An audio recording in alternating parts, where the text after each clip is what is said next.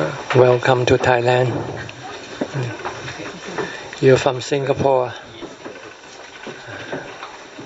Have you been here before? Yes. For them. First time. All from Singapore. Yes. From Wat Yannasangwararam. Okay. Did you attend some of my Skype session? Attended your live session. Okay. So now you can come and see me live. That's the purpose. I hope you see the same person. Yeah, of course. Better. So how many of you are here? 10 of us. 10 of us. And what is your itinerary? We came here actually for the consecration of one of our resident monk new temple in Phetchaburi. So since we are here, we say welcome, pay respect to you. Is he a Singaporean? No, Thai. Thai, Phetchaburi. Phetchaburi Prakriti. Is he have any connection with Ajahn King? He's our Wat Yannasangwararam resident monk. Oh, I see. For many years. And what is he doing here? Consecration for what? He built a new temple in Phetchaburi. I see. Yeah. So he's not staying at Wat Yannasangwararam anymore? So he still does. But he just come here to consecrate the new temple. No, because that's his hometown. Oh, his hometown. So he has been in Wat Yannasangwararam for I think 15 years? 20 years, I see. Years. So I think he's now 60 years old. So probably preparing for his retirement. Does he do any teaching while he was in Wat Yannasangwararam? They mainly do more chanting in the morning and evening. And a little bit of Dhamma talk over the weekend. So he's just there so you can make merit, give food. Offer food. Offer food. Offer food. But he doesn't conduct any meditation classes. No. No. It's more the Dhamma, City monk. Yeah. Dhamma yoga. More Dhamma. Whereas Ajahn King more Mahanikai. Yeah, we were with Ajahn King this morning. Where is he now? He's now in Bangkok.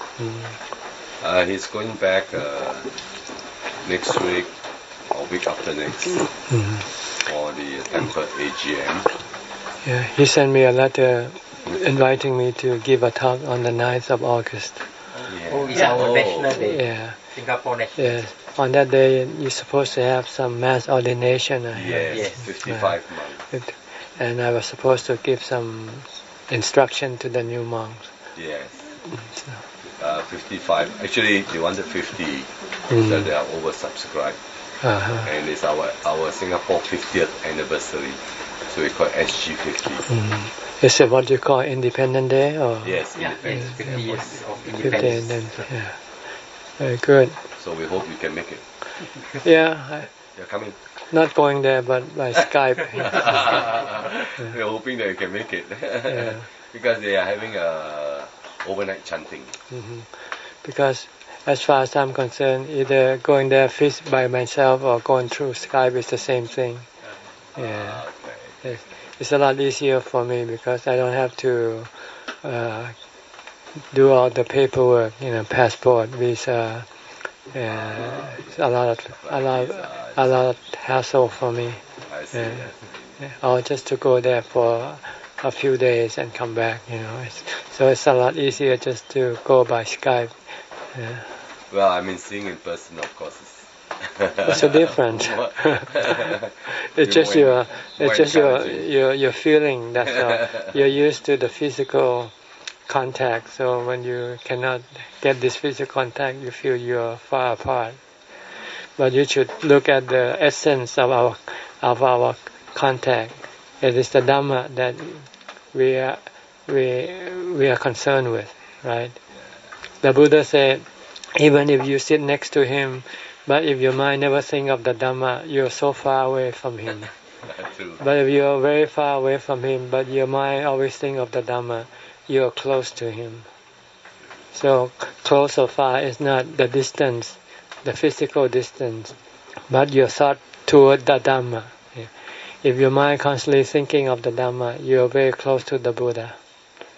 And any time that you're not thinking of the Dhamma, then you are so far, very far away from the Buddha.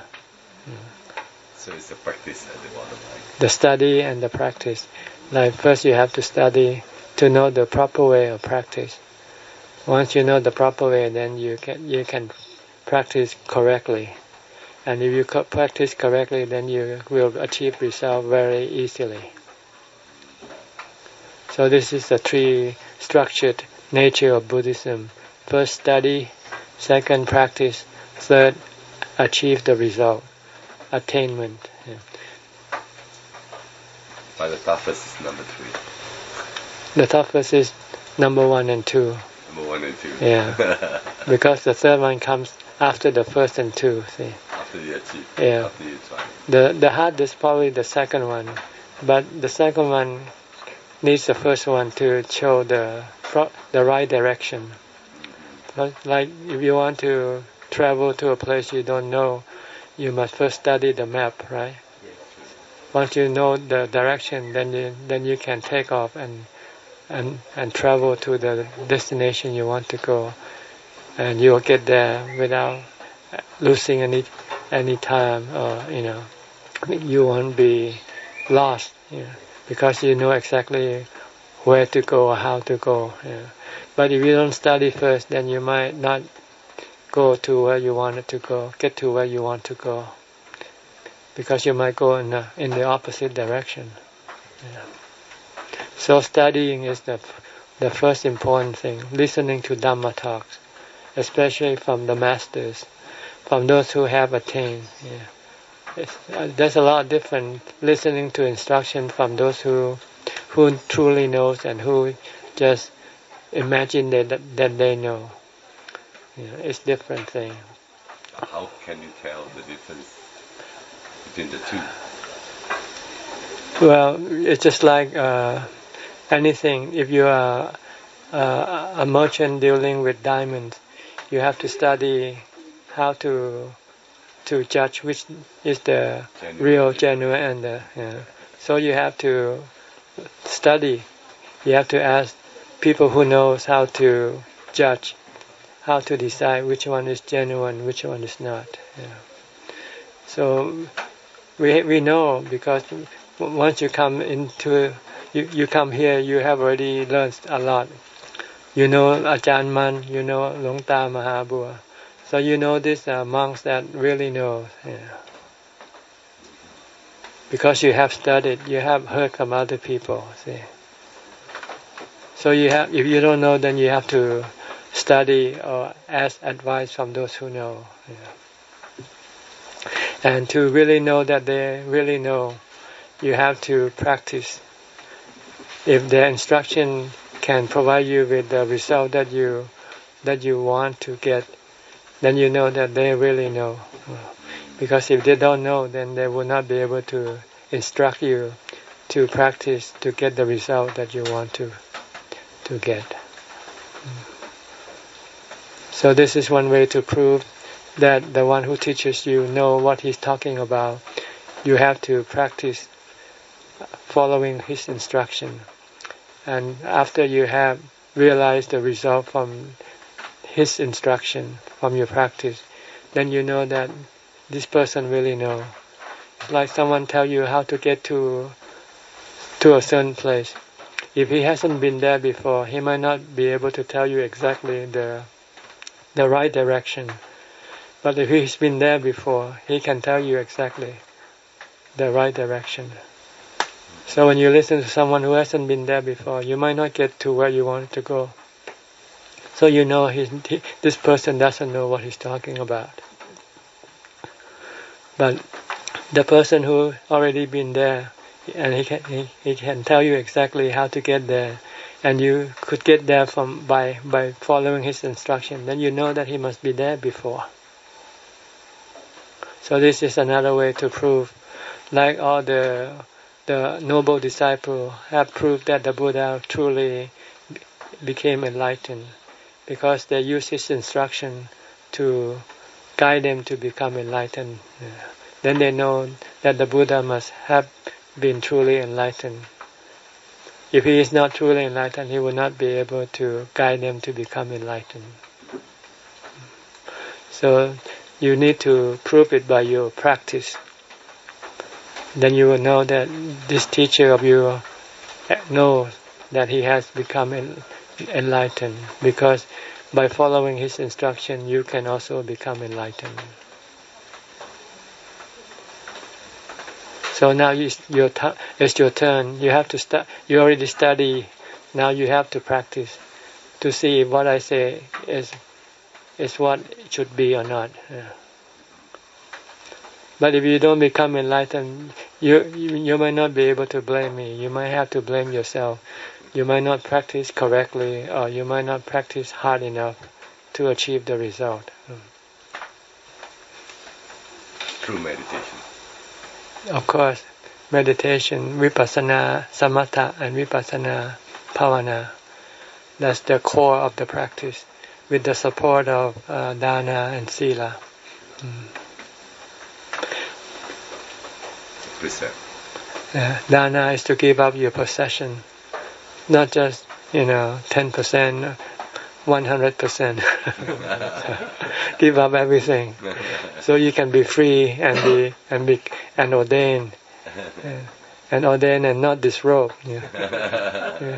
If you ordain and then you disrobe, what's the point of ordaining anyway, right? It becomes a ritual instead of being something practical.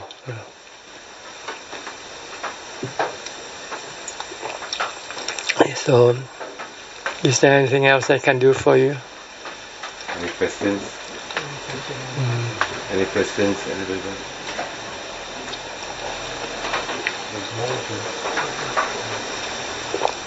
But when a person has been meditating for a long time, after a while, say that they stop due to work concern, then when they come back, it takes a long time to restart. Yes, just like the computer. When you turn off the computer, it takes a while to restart. How to get back as soon as even you keep on practicing, the mind just cannot bring you to the origin. Don't stop. See, just keep on continuing practicing. But as I say, sometimes stop because of work. Then you have to reboot. You have to restart. Like the computer, you don't turn it off, right? You turn it on all day long. Because if you turn it off, when you want to use it, you don't have to wait for it to restart. It's the same way. So try not to stop practicing.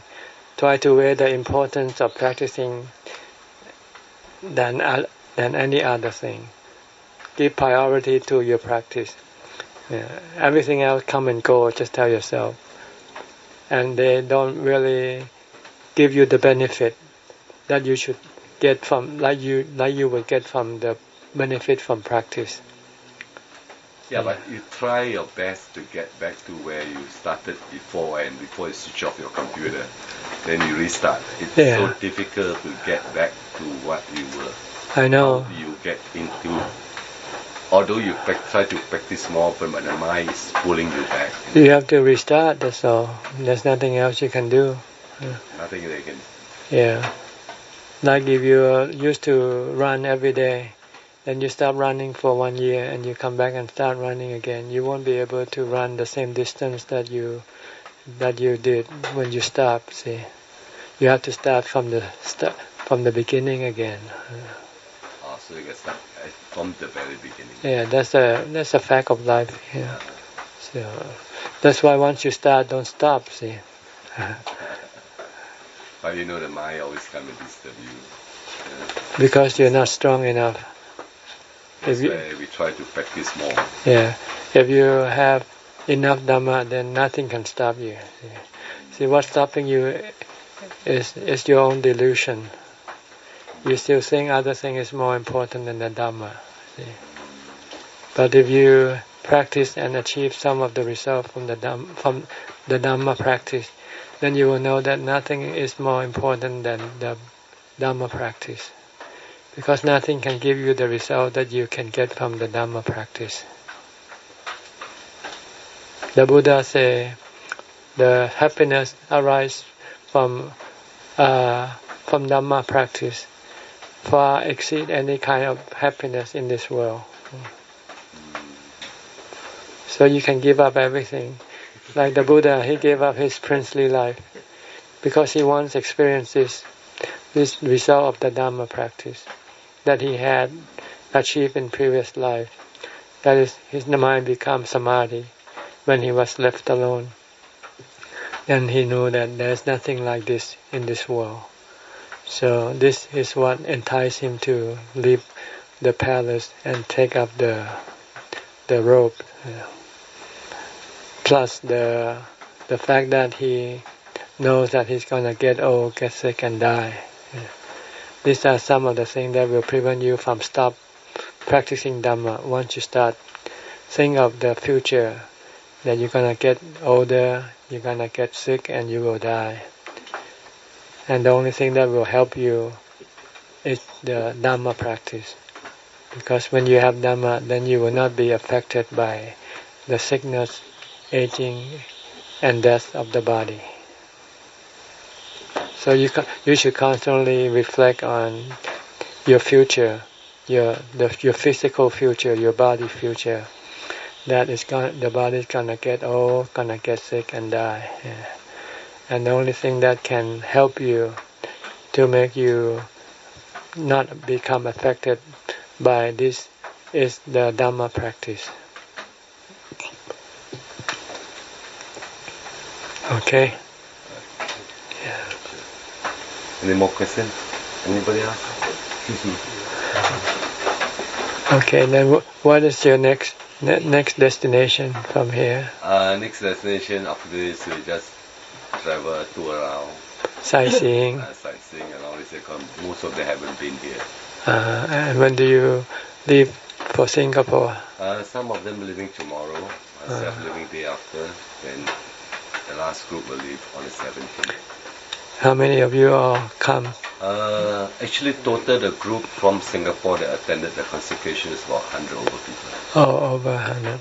I see. Singapore and Singaporean Thai. Oh, I see. He's also married to Singaporean and so on. Thai group.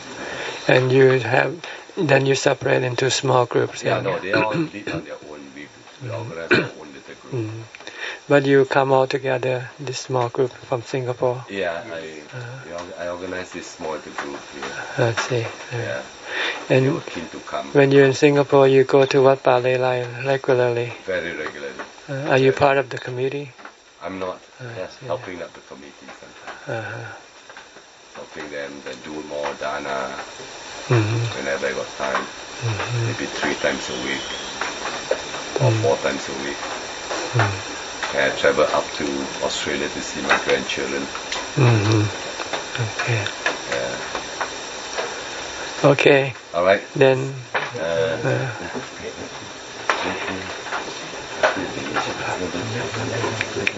May you advance in your Dhamma practice.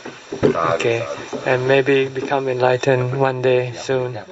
Yeah, just put it there. Thank you.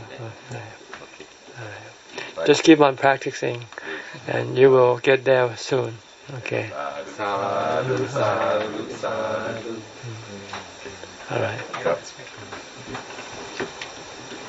You have my Dhamma books in English in Singapore. Oh yes, okay. yes. All 3 of them. Okay. Okay. Yeah. Anna is back here, right? She is staying here now in this temple. Right?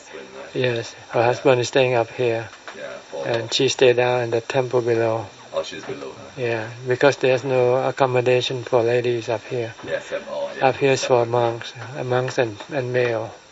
I see. So we really look forward that one day you will appear physically in Singapore. Wat Padilai. Why? We really hope to see you there. What's the difference? Seeing me here or there? Well, maybe you give more encouragement because of your popularity and your Dhamma talk. A lot of people attend the talk. You can see. Okay. So we hope you can encourage. Maybe one day, who knows? You can encourage more Singaporeans coming together. Yeah, okay. Practice the Dharma. All right. All right. Okay. All right, So good. we shall leave you. All right, Thank you very okay. much. Sadhu, sadhu, sadhu. Have a good trip. Safe trip home. Sadhu, sadhu. Okay.